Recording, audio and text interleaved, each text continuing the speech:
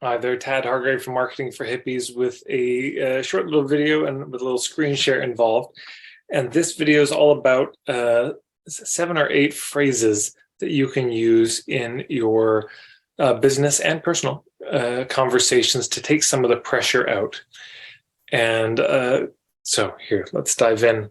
I'll start the screen share and we'll get to it. Okay, 7 pressure reducing phrases you can use in your business and personal conversations. The first one, no pressure. I really recommend using this liberally in conversations. Just a reminder, it's like, hey, I've got this thing, no pressure either way. That phrase is so important because here's why. Is most people in traditional sales think that the big skill we need is the skill of overcoming objections. Yeah, that people have these objections and they need to be somehow dominated. I obviously think this is incorrect. What we need instead, I believe, is the capacity to discern when there is pressure in the dynamic and to diffuse that pressure. That's the skill. Diffusing pressure. Why? So we can have a human conversation. And when we say, hey, no pressure, it's letting people know we're not trying to pressure them. So use that phrase liberally. Number 2, not sure this is a fit. This approach, which the core of it I really got from Ari Galper from unlockthegame.com, is that so much traditional sales training teaches us to walk in already convinced that we can help people, already utterly persuaded that our work is going to benefit them. And we're supposed to walk in already sold. How are you going to sell them if you're not already sold? That influence is a transference of emotion. And whoever is most certain will dominate the situation. But now we're into the world of domination.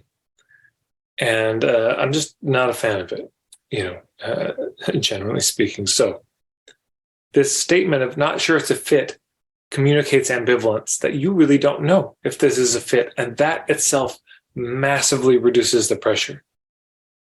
Because then you're clearly not there to convince them because you yourself are not convinced. So what must be the purpose of this interaction? Oh, to figure out if it's a fit.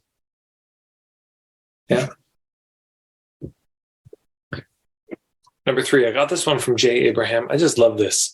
It's like, hey, I've got this thing. I don't know if it's a fit, no pressure on this, and no hard feelings if this doesn't work out. You notice how wonderful this feels right away. No hard feelings. So you're not going to be butthurt if this doesn't work out. If I say no. Because boy, women know that there are certain men, all you have to do is say no to them at a bar and they lose their mind because they're so fragile.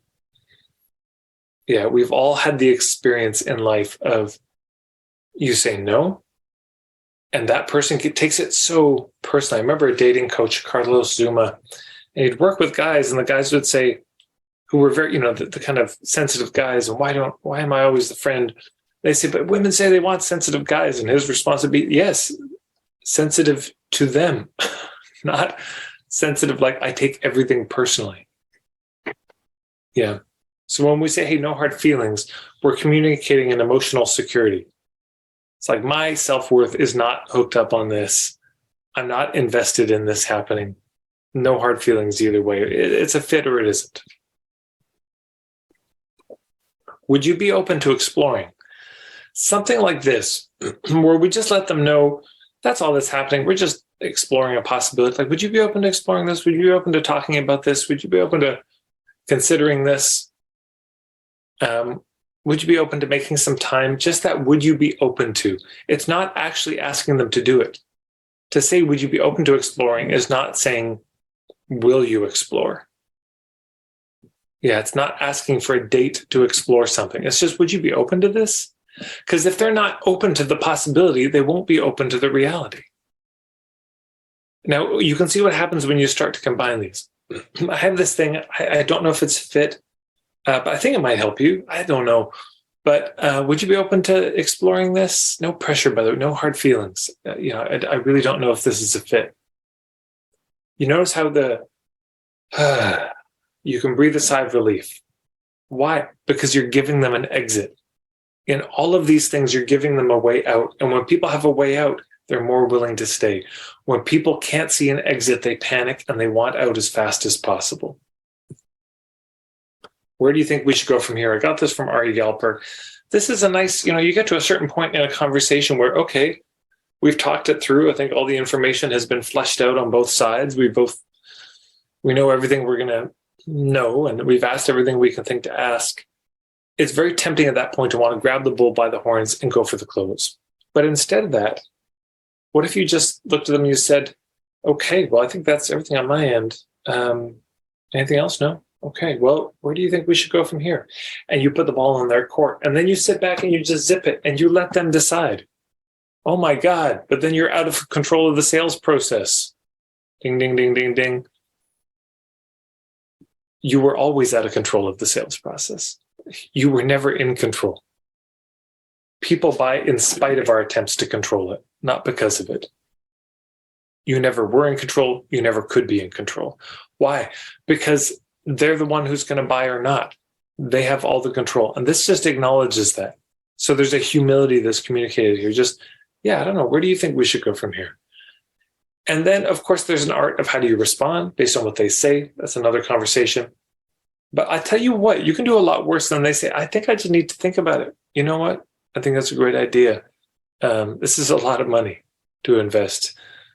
Do you want to circle back in a couple of days and just see where it's at and talk about it? No pressure, by the way. It's no hard feelings at all. Because also, I'll come back to that one. Because if I can't help you, I'm happy to help you find somebody else. This is such a killer framing and phraseology. Just letting them know, it's like, look, I'm not talking with you to get you to buy. I'm talking to see if this is a fit. And if it isn't, man, if I can't help you, maybe I know somebody. Maybe I could refer you out to somebody who'd be able to help you better. When people hear something like that, man, this diffuses so much pressure because then they know you're really there to be useful. Yeah, they know they're going to get some benefit from it probably, even if you can't help. And then the last one, I'll go back to the one I had before. How am I doing at explaining this? I got this from my friend Nigel Seal in Victoria, and he got it from a salesperson he worked with. And I like the shift in phrasing from, does this make sense? Which sort of puts the burden on them. Like, are you good enough at figuring this out? To just, how am I doing at explaining this? Is this making any sense? But from the standpoint of like, if you don't, it's probably because I'm doing a terrible job of explaining this. So how am I doing here at explaining this? Or something like, how does this all land for you? It's a kind of checking in question of just, is this even clear? Am I completely opaque in my articulation of this? And again, there's a humility being conveyed that takes so much of the pressure out of it. Because you know an alternative to this in traditional sales is, some of you have been to some of these workshops where, does that make sense? Yes or yes? I mean, it's funny. It's a funny joke once or twice. Third time is the charm. Drop it. Yeah. So if instead of assuming things, like, which one do you want? Do you want the red one or the blue one? Or isn't this amazing? Isn't this wonderful? Isn't this brilliant? Isn't this powerful information? I want to vomit when I do that voice. But instead saying, just how am I doing explaining this? How does this land for you? Does this make sense? Are there any questions? That sort of checking in communicates that you don't know how it's all landed. Yeah. And you just want to know so you can be as clear as possible. What's conveyed here is that you're just trying to be clear, not that you're trying to convince them or get them to buy or get them to commit that they just heard something so powerful. Because this is so much of marketing, is subtly trying to corner people. Where it's like, isn't that a great benefit of this? Yeah, they make a note. And you can feel them maneuvering you. If you say yes enough times, then you're trapped. And I think these questions avoid that, or that kind of checking in isn't asking them to commit to it's the most amazing thing they've ever heard, but just, is it clear? Yeah. So let me just recap all of these. So 7 phrases, pressure reducing phrases are no pressure. Hey, I got this idea. No pressure on this at all, because I'm not really sure this is a fit. No hard feelings if you don't want to move on it, but would you be open to exploring this? And then at the end, where do you think we should go from here? And along the way, how am I doing at explaining this? How does this land for you? And then, right, and if I can't help you, I'm happy to help you find somebody else.